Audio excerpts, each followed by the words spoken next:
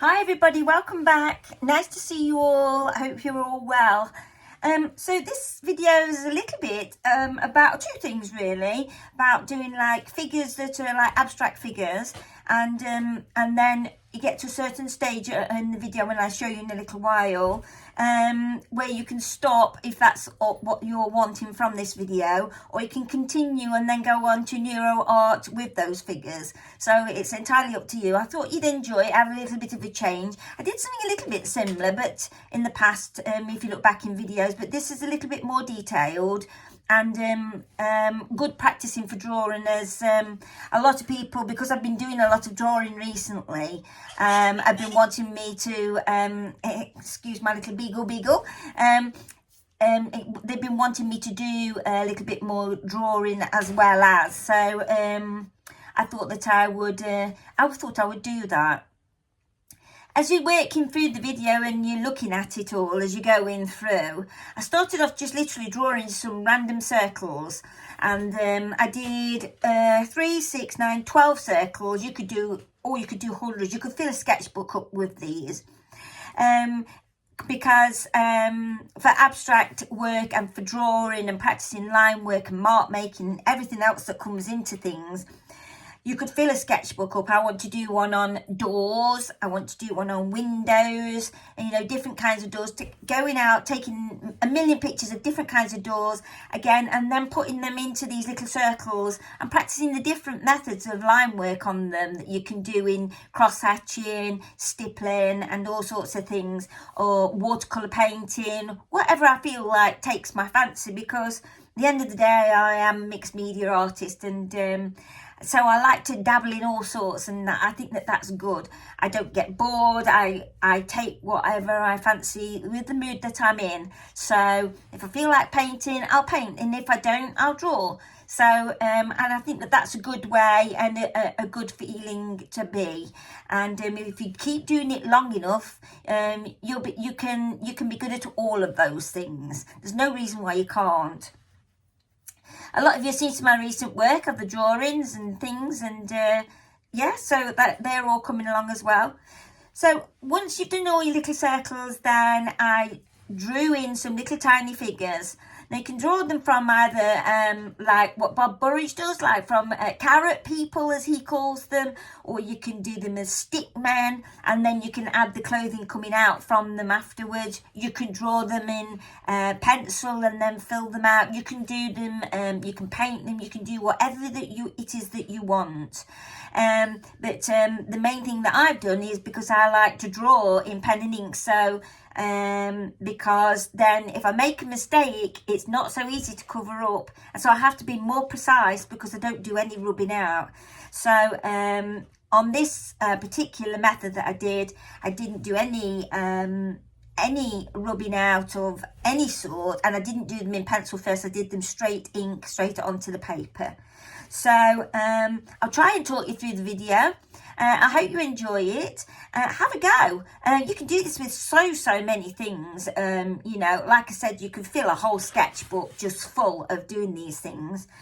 And at the end there, I just want to show you the power of red as well, which is what I'm going to be using. I have been using yellow in the past. Not for me. I prefer the power of red. If you've seen the film, is it I can't remember what it's called now. Is it? I can't remember. And about a little girl gets put into a concentration camp. She's got a red jacket on, a red coat on, and in the end you see her and she's dead on a wheelbarrow. But the film itself, just the impact when that man saw that red coat on that little girl who was also dead, it was like the impact was there. So if you're doing a lot of black and white painting like I am, and I want to draw your eye to something, then I will use the power of red to do that. So maybe in one of these, I will do a jacket in red, and you'll see what I mean. All right, I'll try and talk you through it all, as I say, and I hope you enjoyed the video. Please like and subscribe, and press that bell and that will notify you when a new video's come out. That's all. I'm not going to bother you in any way, but please help try and subscribe if you find yourself keep coming back to the channel, because it ends up I'm trying to push that algorithm, you know, and try and push it out there so that I can get the more likes and comments and things like that I get, and subscriptions, then, you know, it pushes it out there, and then I'll get more viewers, and also it'd be nice to be you know, to be able to achieve a higher number. So yes, okay, without further ado, talk to you soon. Bye.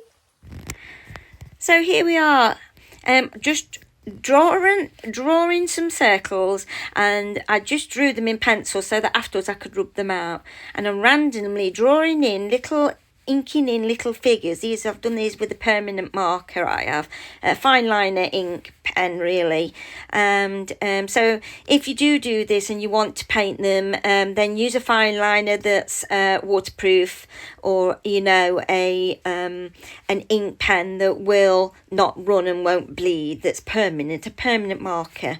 So trying to think of these little ways of drawing, and making sure that I anchor them down with that little shadow at the bottom there, so that they're not just floating in the middle of the air. And, you know, just having a go, not doing anything spectacular, just trying different positions of people and things. And trying the shading coming over from the left, and I've tried it coming from the top and from the right, all different kinds of angles. So, yeah. Quite interesting and quite time consuming, actually. And then when I'd done them all, you can see them all here. I then got a rubber and I rubbed out the circles, so I was left on the page with just literally you know, just literally the figures.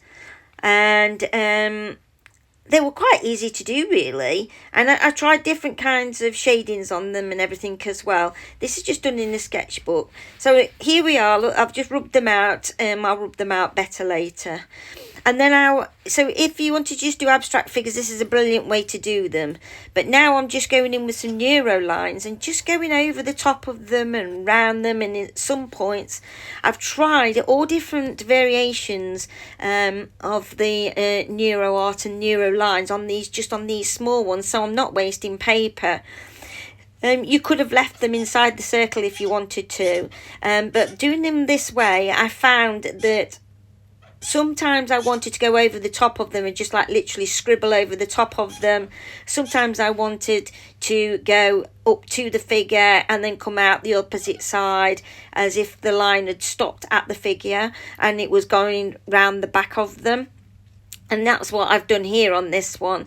And it's made them look as though that, you know, that the swirls are all around them and they're actually stood there in the middle of all these swirls. You've heard me say this expression before, or inside of a net.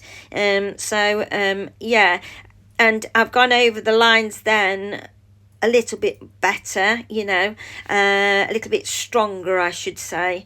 And then I've just made the connections. If you do your connections, always try from a relaxation point of view and concentration point of view to do your connections and your roundings in one go, you know, per figures. So if I want to go off now and have a cup of tea, that's great, but make sure I'm finishing off one little section before I do another. This one, look, I'm concentrating more of what I'm doing. I've gone round the outside and I've stopped, and then on this one I've come over through the front of it, and then I've come out the other side of the figure, look, and this time I've gone over the front. Can you see? And then I've joined the lines back up. So if this is where the advantage would have been, if I'd have left them inside the circles like what these are here, you would have been able to go up to the lines, you know, up to the line of the circle, and then rub the circle out. But I'm used to doing it, and I just wanted to do it my way. So I've sped it up a little bit now and doing the connections. Here's another set. This time you can see the ones where I've scribbled. Sometimes I've done them with just a little less lines, and some I've done a little bit more complicated. And when I get to the top left one, that's more of a corkscrew sort of a look. No, that was the next one, sorry, that was the corkscrew one. But the top left hand one was more of a distance one, where it came in at an angle at one end and at the other. And then the other one was almost like a skipping rope effect. And the all different kinds of effects. So this, what I'm saying to you is, on this, you can use your own imagination, and you can use as many of these practice little exercises as whatever that you can. You know, it's saves on paper before you move up a size. So yeah, I hope it's been a little bit helpful for you. And like I said about using the power of red, you'll see that in a minute in the bottom right hand corner. I just coloured a red jacket of the more rotund gentleman that I'd sort of drawn. You'll see it will come up in a minute, and it stands right out. So you can then start to see what I mean about the power of red, and how you can bring that into your work. It just stops there, unfortunately, but it's there. And you can just go for it. You can build up families and marketplaces. There's so many things that you can do by doing this. There he is, look, the man in red. There, look. And so he stands out on your paper. So if you was to put him in the marketplace, it would be awesome. Okay then, bye.